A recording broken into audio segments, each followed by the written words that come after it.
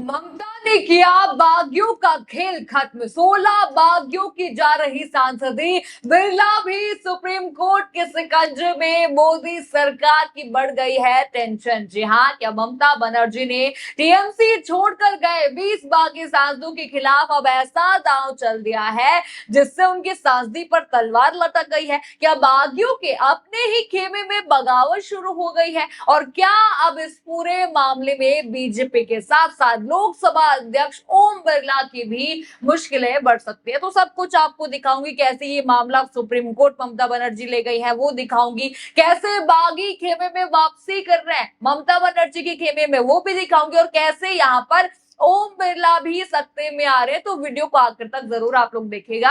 नमस्कार, मैं हूं राधा राणा और आप देख रहे हैं प्यार भी। दोस्तों देखिए, आपको याद होगा कैसे 20 बागी खुश हो रहे थे टीएमसी छोड़कर जब एनसीपीआई में वो गए थे तब, और जो है खुशी खुशी में एनडीए को भी समर्थन उन्होंने दे दिया था। मोदी सरकार से मीटिंग तक उन्होंने कर दी थी। आए दिन जो है ममता के खिलाफ बयान भी दे रहे थे। लेकिन दोस्तों अब बता दूं, बागियों के घर में ही बगावत हो रही है। ममता खेमे में वापसी कर रहे हैं वही बागी। दोस्तों आंकड़ा बढ़ता ही यहाँ पर जा रहा है। 16 बागियों की सदस्यता भी अब खतरे में नजर आ रही है। जी हाँ, खबर तो आपको बताऊंगी ये वाली, लेकिन उससे पहले ममता बनर्जी ने अपनी नई चाल यहाँ पर चल दी है। जी हाँ, अब ये बागी वापसी नहीं भी आएंगे तब भी इनकी सांसदी पर तलवार लटकने वाली है। जी हाँ, बता दूं, खबर है कि बागी सांसदों के खिलाफ ममता बनर्जी सुप्रीम कोर्ट जाने वाली हैं। जरा बड़ी हेडलाइन स्क्रीन पर देखिए। बागी सांसदों के खिलाफ सुप्रीम कोर्ट जाएंगी तृणमूल। 10 दिनों में अयोग्यता की याचिका पर कर सकती है दायर। हेडलाइन आपने यहाँ पर देख लिया, थोड़ा बहुत मामला आपको समझ आ गया। अब पूरा मामला यहाँ पर बता दो, जरा रिपोर्ट स्क्रीन पर देखिए। तृणमूल कांग्रेस टीएमसी 19 बागी लोकसभा सांसदों के मामले में सुप्रीम कोर्ट का दरवाजा खटखटाने वाली है, जिन्होंने पार्टी छोड़कर national citizens party of India का दामन थाम लिया था। सूत्रों के मुताबिक ममता बनर्जी के नेतृत्व वाली पार्टी 7 से 10 दिनों के भीतर उन्हें अयोग्य ठहराने की मांग वाली याचिका दायर कर सकती है। ये कदम टीएमसी और स्पीकर के ऑफिस के बीच अयोग्य ठहराने की लंबित याचिकाओं को लेकर बढ़ते तनाव के बीच उठाया गया है। सूत्रों का कहना है कि पार्टी स्पीकर ओम बिरला के ऑफिस से फैसले के लिए और इंतजार नहीं करना चाहती, क्योंकि उसे लगता है कि और देरी से उसके मामले पर असर पड़ सकता है। रिपोर्ट आपने देखी, मामला थोड़ा बहुत आपको और भी समझ आ गया होगा। अब देखिए, सुप्रीम कोर्ट जा रहे हैं ये अलग बात है, बागियों पर भी तलवार यहाँ पर लटक चुकी है, सांसदी की ये भी बात अब हो चुकी है, लेकिन इन सब के बीच फंसने वाले हैं ओम बिरला। जी हाँ, देखिए बता दूं कैसे फंसने वाले हैं।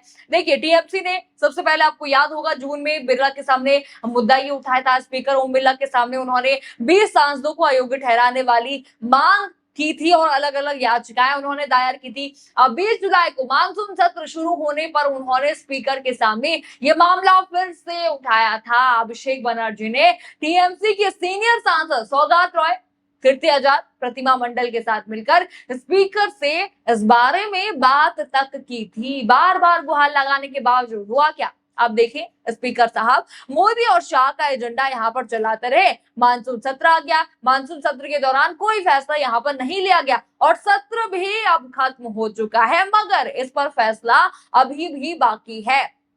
यानी कुछ भी यहाँ पर ओम बिरला ने अब तक नहीं किया। यानी सुप्रीम कोर्ट सवाल तो ओम बिरला से भी करेंगे, फंसेंगे तो जरूर। अब देखिए, आते हैं बागियों पर वापसी आते हैं। मैंने आपसे कहा था कि अब अपने ही खेमे में बागी जो है बगावत के मूड में है। जी हाँ, खबर है कि ऋतुव्रत बनर्जी के गुट के 3 बागी बगावत कर रहे हैं। जरा हेडलाइन स्क्रीन पर देखिए। दीदी के बिना 500 वोट नहीं, टीएमसी से अलग हुए 3 विधायकों के बदले सुर, करेंगे घर वापसी। हेडलाइन आपने देखी। अब देखिए दोस्तों, राजनीति कब क्या हो जाए कहना यहाँ पर मुश्किल है। कुछ ऐसा ही पश्चिम बंगाल में हो रहा है। विधानसभा चुनाव के बाद तृणमूल कांग्रेस से बगावत करने वाले सांसदों और विधायकों की ममता बनर्जी के प्रति वफादारी जो है फिर से यहाँ पर जाग रही है। कुछ दिन पहले 3 मुस्लिम सांसदों ने एनडीए या भाजपा में शामिल होने से साफ इनकार कर दिया था। आपको याद होगा, तीनों मुस्लिम नेता थे। यूसुफ पठान में उनमें से एक थे। अब पूर्व मुख्यमंत्री ममता बनर्जी को छोड़कर बागी गुट जो है ऋतुव्रत बनर्जी के साथ जुड़े 3 विधायकों ने भी टीएमसी सुप्रीमो पर हुए हमले के खिलाफ प्रदर्शन कर दिया है। अब इनके इस कदम से सियासी गलियारों में चर्चाओं का बाजार जो है गर्म यहाँ पर हो चुका है। कई इसे घर वापसी से जोड़कर यहाँ पर जरूर देख रहे हैं। अब आप सोच रहे हैं कि भाई कौन कौन है वो 3 नेता, तो जरा बता दूं, ये विधायक हैं बसीहरहाट नॉर्थ के तौसीफ उर रहमान है, मोतिया बुरुज के अब्दुल खालिक मौला हैं और बारुईपुर पूर्व के विभास सरदार है। ये 3 वो नेता हैं। अब देखिए दोस्तों, बता दूं मामला आपको, दरअसल तृणमूल कांग्रेस ने सोमवार को पार्टी प्रमुख और पूर्व मुख्यमंत्री ममता बनर्जी पर हुए हमले के खिलाफ सड़कों, विधानसभा और दिल्ली में विरोध प्रदर्शन किया था। आपको याद होगा किस तरह से हमला ममता बनर्जी पर हुआ था, उसी के खिलाफ यहाँ पर प्रदर्शन किया गया था। एक दिन पहले हली शहर में ममता बनर्जी को निशाना बनाया गया था जब वे एक टीएमसी कार्यकर्ता के परिवार से मिलने गई थी, जिसकी कथित तौर पर पुलिस हिरासत में मौत जरूर हो गई थी। ये आपको याद होगा। इस हमले को लेकर सियासत तेज है। दूसरी ओर ऋतुपर्णा बनर्जी गुट से जुड़े 3 टीएमसी विधायक, जिनके नाम मैंने अभी अभी आपको बताया, तो देखिए कालीघाट में टीएमसी नेताओं का कुणाल घोष, शोभन देव चट्टोपाध्याय, विमान बनर्जी और नयना बनर्जी के नेतृत्व में हुए विरोध प्रदर्शन में ये तीनों शामिल हुए, जिनके नाम मैंने आपको बताया। विधायकों ने हमले के लिए जिम्मेदार लोगों के लिए जो है तुरंत गिरफ्तारी की मांग करते हुए मार्च निकाला। चलिए मामला आप समझ गए हैं, पर बता दूं मामला यही नहीं रुका।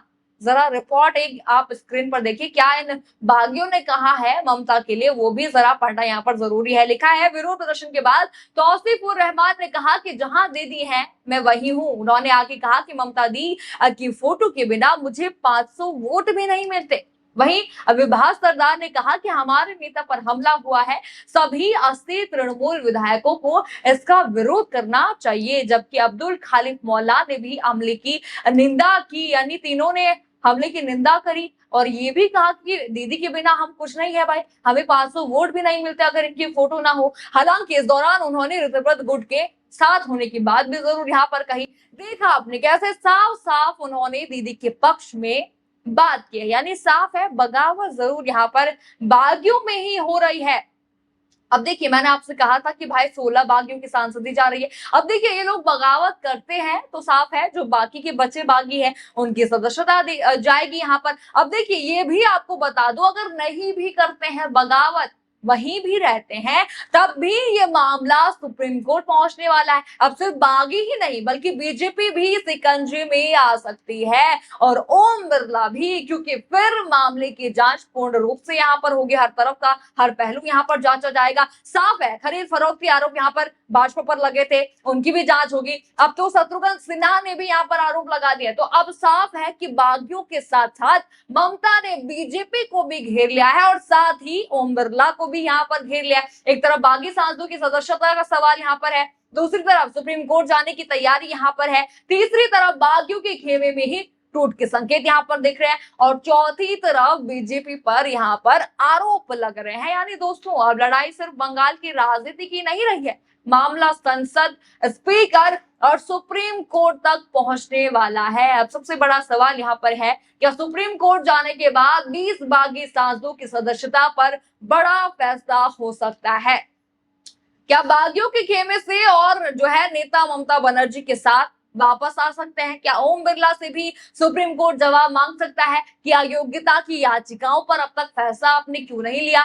और सबसे बड़ा सवाल, क्या ममता बनर्जी की इस नई चाल से बीजेपी की बंगाल वाली पूरी रणनीति पर असर पड़ने वाला है? आपको क्या लगता है? आपको जो भी यहाँ पर लगता है कि क्या बागी सांसदों की सदस्यता यहाँ पर जाएगी, जो भी आपको लगता है इस मामले पर हमें कमेंट बॉक्स में अपनी राय जरूर यहाँ पर बताइएगा। खबर आपको पसंद आई हो तो वीडियो को लाइक करें, शेयर करें और चैनल को सब्सक्राइब करना बिल्कुल मत भूलिएगा और बने रहिए पीआरबी के साथ। धन्यवाद।